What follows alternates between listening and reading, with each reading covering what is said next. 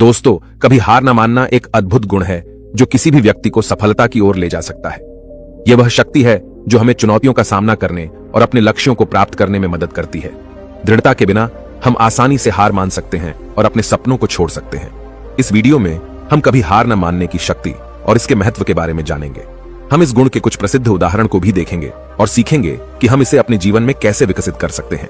चाहे आप अपने करियर, अपने रिश्तों या अपने व्यक्तिगत विकास में सफल होना चाहते हैं, दृढ़ता आपके पास सबसे महत्वपूर्ण उपकरणों में से एक है। यह वीडियो आपको वह प्रेरणा देगा जो आपको आगे बढ़ने और अपने लक्ष्यों को प्राप्त करने के लिए आवश्यक है। तो आइए इसे आज की बौद्ध कहानी के माध्यम से समझते हैं कि दृढ़ता क्या है और यह हमारे जीवन में कैसे परिवर्तन ला सकती है। एक बार एक बहुत ही दुखी व्यक्ति एक महात्मा के पास आकर कहता है, मैं अपने जीवन से बहुत दुखी हूं। मैं अपने बीवी बच्चों और अपने परिवार को भी खुश नहीं रख सकता। मैं अपने लिए भी कुछ नहीं कर पा रहा। कभी कभी तो मुझे अपनी जिंदगी को खत्म कर देने के भी ख्याल आते हैं। आप इतनी साधनाएं करते हैं, इतनी तपस्या करते हैं, क्या आप मुझे कोई ऐसा मार्ग बता सकते हैं जिससे मैं अपने बुरे वक्त से बाहर आ सकूं? मेरा बहुत बुरा समय चल रहा है। 2 वक्त की रोटी का इंतजाम करना भी मेरे लिए बहुत मुश्किल हो गया है। अब आप ही बताइए कि ऐसे वक्त में मैं जिंदा रहूं तो कैसे रहूं, कैसे अपने परिवार को खुश रखूं? कृपया करके कोई साधारण सा तरीका बताने की अनुकंपा करें ताकि मैं आसानी से समझ सकूं, क्योंकि मैं बहुत पढ़ा लिखा नहीं हूं। अगर आप बड़ी बड़ी ज्ञान की बातें करेंगे तो शायद मैं कभी समझ भी नहीं पाऊंगा। यह सुनकर महात्मा ने मुस्कुराते हुए कहा कि तुम एक काम कर सकते हो मेरा। उसने सामने की तरफ इशारा करते हुए कहा कि उस ऊंची पहाड़ी पर एक मंदिर है और उस मंदिर के पास चींटियों का एक घर है जहां पर हजारों चींटियां रहती हैं। तुम्हें सुनने में बड़ा अजीब लगेगा, लेकिन वह चींटियां उस मंदिर की जमीन को खराब कर देती हैं। उस मिट्टी की उपजाऊ शक्ति वह खत्म कर देती है, जिसके कारण वहां पर कोई भी पेड़ या कोई भी घास पनप नहीं पाती है। तुम मेरा एक काम करो, उसके बाद मैं तुम्हें तुम्हारे सवालों के जवाब दूंगा। तुम 7 दिन तक रोज उस पहाड़ी पर जाओ और उस चींटियों के घर को तहस नहस कर दो, उसको तोड़ दो। जब भी तुम्हें कोई चींटियों का घर दिखे मंदिर के आसपास तो उसे वहीं पर तहस नहस कर देना। लेकिन याद रहे, घर को तोड़ने में कोई भी चींटी मरने नहीं चाहिए। इस बात को समझने का प्रयास करते हुए वह युवक वहां से चला गया। शायद उसको कुछ समझ में नहीं आया था कि महात्मा जी ऐसा क्यों करवा रहे हैं। वह तो उन चींटियों पर अन्याय कर रहे हैं, उनका घर तोड़वा रहे हैं, उन्हें नुकसान पहुंचा रहे हैं। आखिर कौन महात्मा ऐसा करेगा? लेकिन फिर भी उस महात्मा की बात मानते हुए वह अगले दिन से ही पहाड़ी पर जाना शुरू कर देता है। जब वह पहले दिन पहाड़ी पर पहुंचता है तो देखता है कि बहुत सारी चींटियां अपना खाना जुटाने में लगी हुई हैं। सारी चींटियां कतार से चल रही थीं और अनाज के छोटे छोटे कण उठाकर अपने घर में जमा करती जा रही थी। ये देखकर पहले तो उस युवक का मन कमजोर पड़ गया। उसने सोचा कि ये इतनी मेहनत करके अपना घर भर रही हैं और मैं इनके घर को तबाह कर दूंगा तो इनको कितना बुरा लगेगा। लेकिन फिर उसने उस महात्मा की बात याद करते हुए उस घर को तोड़ना शुरू कर दिया। जल्द ही चींटियों में हाहाकार मच गया। वह इधर उधर दौड़ने लगी। अभी तक जो कतार में चल रही थी अब वह बिखर गई और इधर उधर अपनी जान बचाने के लिए भागने लगी। थोड़ी देर में घर टूट गया और सारी चींटियां इधर उधर छुपने के लिए भाग चुकी थीं। यह करने के बाद वह युवक दुखी मन से वापस अपने घर पर लौट आया। उसका मन परेशान था, दुखी था, पश्चाताप से भरा हुआ था। फिर उसने अपने बिस्तर में रात में लेटे लेटे ही सोचा कि अब तो उन चींटियों का घर तबाह हो चुका है। अब वहां वापस जाने से क्या प्रयोजन है? अब क्या फायदा होगा? क्योंकि चींटियों का घर तहस नहस करने के लिए महात्मा जी ने कहा था, जो मैं कर चुका हूं। लेकिन फिर कुछ सोचकर अगले दिन उसने फिर से जाने का निश्चय किया और अगले दिन सुबह सुबह उठकर वह वापस उसी पहाड़ी पर पहुंच जाता है।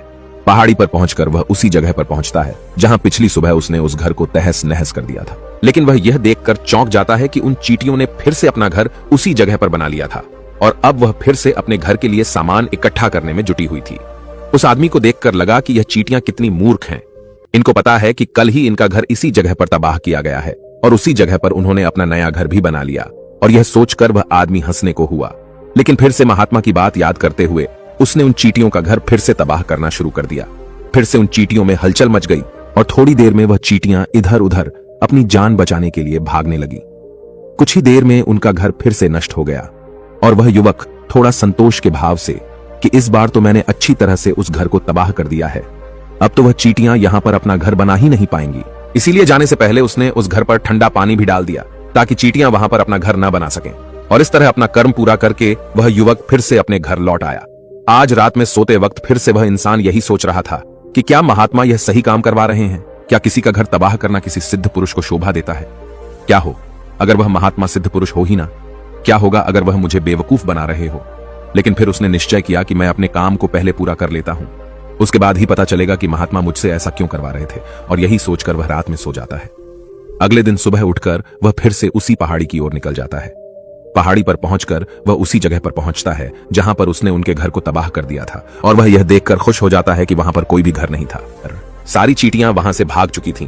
अब उसने सोचा कि अब मेरा रोज रोज आने का क्या प्रयोजन, क्योंकि चींटियां तो अपना घर बदल चुकी हैं और महात्मा जी ने मुझे 7 दिन आने के लिए कहा था, लेकिन आज तो तीसरा ही दिन है। अब बाकी 4 दिन वापस आने का क्या प्रयोजन। और यही सोचकर उसने निश्चय किया कि यहां से वह सीधा उसी महात्मा के पास जाएगा और उनको यह सारी खबर बता देगा। जब वह वापस मुड़कर उस पहाड़ी से उस महात्मा की कुटिया की तरफ जाने लगा तो उसने देखा तो अचानक उसकी नजर एक और घरौंदे पर पड़ी जो कि चींटियों का ही बनाया हुआ था। मतलब कि वह घरौंदा चींटियों ने ही बनाया था और अब वह चींटियां नए घर में वास कर चुकी थीं। यह नया घर उनके पुराने घर से थोड़ी ही दूरी पर था, और जब उस युवक की नजर उस घरौंदे पर पड़ी तो उसने सोचा कि शायद महात्मा को पता था कि यह चींटियां अपना घर यहां से बदलकर किसी दूसरी जगह पर बना लेगी, इसीलिए उन्होंने मुझे 7 दिन आने के लिए कहा था। और यह विचार करके वह उसका नया घर भी तोड़ने के लिए पहुंच जाता है। जब वह वहां पहुंचा तो चींटियां उसी तरह अपने कार्य में लगी हुई थीं। वह अपने लिए खाना इकट्ठा कर रही थी और अपने घर में जमा करती जा रही थी। जो पुराना घर टूटा था वहां भी अनाज के कण बचे हुए थे और चींटियां वहां से भी अनाज इकट्ठा कर करके वापस अपने नए घर में ला रही थी।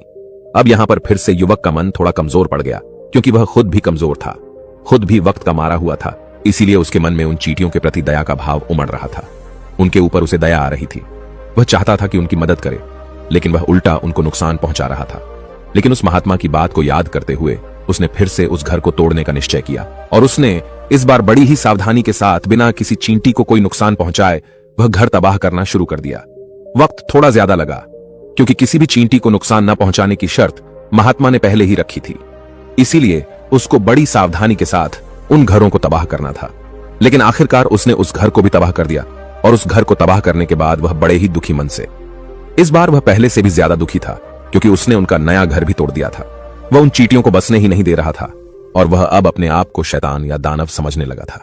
लेकिन फिर भी उस महात्मा की बात को मानते हुए वह अपने घर पर दुखी मन से वापस आ गया। रात में सोने से पहले एक बार उसने फिर से सोचा कि मैं कितना बड़ा शैतान हूं, कितना बड़ा दानव हूं। पुराना घर तो छोड़ो, मैं उन चींटियों को कहीं भी बसने के लिए कोई जगह ही नहीं दे रहा हूं। वह चींटियां मेरे बारे में क्या सोचती होंगी, वह कितना दुत्कारते होंगे उस परमात्मा को जो मेरे द्वारा यह काम करवा रहा है। लेकिन फिर भी उसने अगले दिन जाने का निश्चय किया, और अगले दिन सुबह सुबह वह फिर से वहां पर पहुंच गया। वह यह देखकर फिर से आश्चर्यचकित रह जाता है कि इस बार चींटियों ने एक और नई जगह पर अपना घर बना लिया था। वह पहले से भी ज्यादा ऊर्जा के साथ काम कर रही थी, और उन्होंने एक रात में पहले से भी बड़ा घर बना लिया था, और अब वह फिर से अपना अनाज और खाना इकट्ठा करने में जुटी हुई थी। यह देखकर उस आदमी को लगा कि यह चींटियां किस मिट्टी की बनी हुई हैं। मैं इनको बार बार यहां से भगाने की कोशिश कर रहा हूं, और यह वहीं पर अपना घर बना लेती हैं। क्या इनको पता नहीं है कि मैं इन्हें यहां पर कभी भी बसने नहीं दूंगा। यह चींटी है, दिखने में इतनी छोटी है, लेकिन फिर भी यह मुझसे हार नहीं मान रही है। बड़े ताज्जुब की बात है। और इस बार उसने गुस्से में उस घर को तहस नहस करना शुरू कर दिया। लेकिन इस बार तहस नहस करते हुए कुछ चींटियां वहीं पर मर गईं। उसके पैरों तले कुचल दी गई। कुचलने के बाद जब वह अपने अहंकार से बाहर आया तो उसने देखा कि गुस्से में उसने उन चींटियों को कितनी क्षति पहुंचा दी है। उसका मन पश्चाताप से भर गया और वह रोता हुआ अपने घर की तरफ बढ़ गया। रात में सोते वक्त उसने सोचा कि मैं उन चींटियों पर बहुत ज्यादा अत्याचार कर रहा हूं, अब इससे ज्यादा अत्याचार मैं नहीं कर पाऊंगा। और यही सोचकर वह अगले दिन उन चींटियों के लिए अपने घर से थोड़ा आटा लेकर उसी पहाड़ी पर पहुंच जाता है। आज उसके मन में उन चींटियों के प्रति श्रद्धा का भाव था, दया का भाव था। आज वह उनकी मदद करना चाहता था। और जब वह वहां पर पहुंचा तो चींटियां फिर से अपने नए घर को बनाने में जुटी हुई थी। उसने बड़ी ही दया के साथ उन चींटियों को अपना लाया हुआ आटा खिलाया, और अगले 3 दिनों तक वह ऐसा ही करता रहा। जो इंसान पिछले 4 दिनों से चींटियों को नुकसान पहुंचा रहा था, अब वही इंसान उन्हें मदद कर रहा था। वह रोज सुबह जाता और उन चींटियों को अपने हाथों से आटा खिलाता। 7 दिन के बाद वह युवक उस महात्मा के पास पहुंचकर हाथ जोड़कर बोलता है कि हे महात्मा जी, मुझे माफ कर देना। मैंने उन चींटियों का घर तबाह करने के लिए बहुत कोशिश की। मैंने उनका घर तबाह किया भी। एक बार नहीं, 4 बार मैंने उनका घर तोड़ा। उसके बाद मैं हिम्मत नहीं कर पाया, उनके घर को नहीं तोड़ पाया। मैं समझ सकता हूं कि मैंने आपका काम पूरा नहीं किया, और इसके बदले आप मुझे वह तरीके भी नहीं बताएंगे जो कि मुझे मेरे बुरे समय से बाहर निकाल सकते हैं। लेकिन मुझे इसका कोई दुख नहीं है। मुझे लगता है कि मैंने जो किया वह सही किया, इसीलिए मैं आपसे आज्ञा लेकर वापस जा रहा हूं। कृपया मुझे वापस अपने घर जाने की आज्ञा दीजिए। यह सुनकर उस महात्मा ने मुस्कुराते हुए कहा कि अरे बेटा, इतनी भी क्या जल्दी, रुको तो सही, जलपान तो कर लो, थोड़ी देर ठहर जाओ, उसके बाद चले जाना। और यह कहकर वह महात्मा उस युवक के लिए पानी लेकर आते हैं। पानी पिलाने के बाद महात्मा उस युवक से पूछते हैं कि तुम मुझे यह बताओ कि आखिर तुम उन चींटियों का घर तबाह क्यों नहीं कर सके। वह चींटियां तो छोटी छोटी हैं और तुम इतने विशाल हो, फिर भी तुम उन छोटी छोटी चींटियों का घर तबाह नहीं कर पाए। कहां है तुम्हारी शक्ति, तुम्हारा बाहुबल। इसका जवाब देते हुए उस युवक ने कहा कि हे गुरुवर, मैंने उन चींटियों का घर तबाह कर दिया था, बार बार किया था। एक बार तो अपने गुस्से में उन चींटियों को भी मैंने हानि पहुंचा दी थी, लेकिन जिस दिन मैंने उनको हानि पहुंचाई उसी दिन मेरे को लगा कि मैं उनको क्यों हानि पहुंचा रहा हूं, क्यों इनको इतनी तकलीफ दे रहा हूं, और उसी दिन से मैंने उनको नुकसान पहुंचाने की बजाय उनकी सहायता करनी शुरू कर दी। यह सुनकर उस महात्मा ने कहा कि यही तो सीखने की बात है। एक छोटी सी चींटी हमें जीवन का संदेश दे जाती है। मैंने तुम्हें उन चींटियों का घर तबाह करने के लिए नहीं भेजा था, मैंने तुम्हें भेजा था ताकि तुम उन चींटियों से कुछ सीख ले सकूं। तुम्हें क्या सीख मिली उन चींटियों से, क्या मुझे बता सकते हो? यह सुनकर उस युवक ने पूरी कहानी बयां कर दी। पूरी कहानी सुनने के बाद महात्मा ने मुस्कुराते हुए कहा कि बेटा, तुमने जो महसूस किया मैं वही तुम्हें दिखाना चाहता था। वो ये थी कि तुमने कितनी ही बार उनके घर को तोड़ने की कोशिश की, कितनी ही बार प्रयास किया कि उनका घर तबाह हो जाए, लेकिन वह हर बार अपना नया घर बना लेती थी। उन्होंने कभी भी हार नहीं मानी। अगर वह हार मान लेती तो चींटियां तुम्हें वहां पर नहीं मिलती। जब एक छोटी सी चींटी अपने विश्वास और मेहनत से इतने बड़े आदमी का दिल बदल सकती है, तो तुम तो इंसानों का मन बदल ही सकते हो। अपने जीवन में अपनी किस्मत न बदलने का कोई कारण तुम्हारे पास नहीं बचता। जीवन कार्यशीलता का नाम है, कर्मशीलता का नाम है। लेकिन हम मनुष्य एक दो बार हार मिलने पर ही टूट जाते हैं, हताश हो जाते हैं और फिर जीवन में प्रयास ही नहीं करते।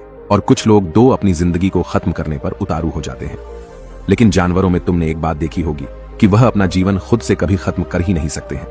तुमने कभी नहीं सुना होगा कि किसी जानवर ने आत्महत्या कर ली, चाहे वह जानवर कितना ही भूखा क्यों ना हो, कितना ही दुखी क्यों ना हो, लेकिन वह अपने जीवन के लिए हमेशा संघर्ष करता रहता है। लेकिन वहीं पर दूसरी तरफ हम मनुष्य एक दो बार हताश होने पर ही अपना जीवन खत्म कर लेते हैं। जीवन तो कर्म करने का नाम है, इसीलिए मृत्यु से पहले कर्म करना कभी मत छोड़ना, क्योंकि मृत्यु के बाद तो तुम परम विश्राम में चले ही जाओगे। तो उससे पहले कर्म करना क्यों छोड़ रहे हो, क्यों हताश हो रहे हो? अगर तुम्हारा एक घर टूट गया है तो दूसरा घर बनाने का प्रयास करो, कोशिश करो, और कोशिश करने वालों की कभी हार नहीं होती। यह तुम उन चींटियों से देख चुके हो। देखने में तुमसे कितनी छोटी है वह चींटियां और तुम इतने बड़े हो, लेकिन उनका मन तुम्हारे मन से इतना बड़ा है, इतना विशाल है, इतना दृढ़ संकल्प है कि इतनी बार घर टूटने पर भी उन चींटियों ने कभी हार नहीं मानी। दूसरी सीख यहां से लेने की थी, वह यह थी कि जब भी हमारे ऊपर बुरा समय आता है, हमें लगता है कि यह समय कभी नहीं जाएगा, यह समय मेरे जीवन को बर्बाद कर देगा, मुझे कभी नहीं जीने देगा। और अपने इन्हीं ख्यालों से, जिनका असलियत में कोई भी अस्तित्व नहीं है, वह सिर्फ विचार हैं, और वही विचार हमारे मन को दुखी कर देते हैं और इसीलिए हम प्रयास करना भी छोड़ देते हैं। लेकिन तुम खुद सोचो कि बार बार प्रकृति हमें दुख पहुंचाएगी, नुकसान पहुंचाएगी, लेकिन कब तक पहुंचाएगी? अगर हम बार बार फिर से उठकर फिर से नया प्रयास करते रहेंगे तो प्रकृति भी हमारे सामने घुटने टेक देगी और वह भी एक दिन हमारे ऊपर दयावान हो जाएगी और वह हमें सब कुछ देने लगेगी जिसकी हमने कभी कामना की थी। इसलिए यह भी कहा जाता है कि बुरा वक्त किसी का भी हमेशा नहीं रहता। तुमने खुद देखा कि तुम उन चींटियों को तबाह करने के लिए पहुंचे थे, लेकिन बाद में तुम्हें उन चींटियों को अनाज और आटा देने लगे। तुम ही उन पर कृपालु हो गए। क्यों हुए? क्योंकि तुमने देखा कि वह चींटियां हार ही नहीं मान रही हैं। इसी तरह अगर तुम भी अपने जीवन में कभी हार नहीं मानोगे तो एक न एक दिन यह प्रकृति तुम्हें वह सब कुछ देगी जो तुम अपने जीवन में पाना चाहते थे।